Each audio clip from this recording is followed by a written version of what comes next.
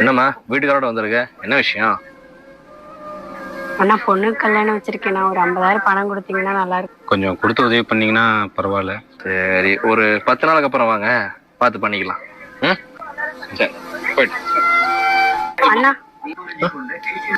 பணம் கேட்டிருந்தேன், 10 நாள் கழிச்சு வர சொல்லிருந்தீங்க. ஆமாமா, ஏடிஎம் கார்டு தொலைஞ்சு போச்சு.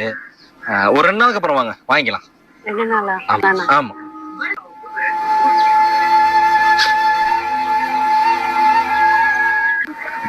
அண்ணா ம்.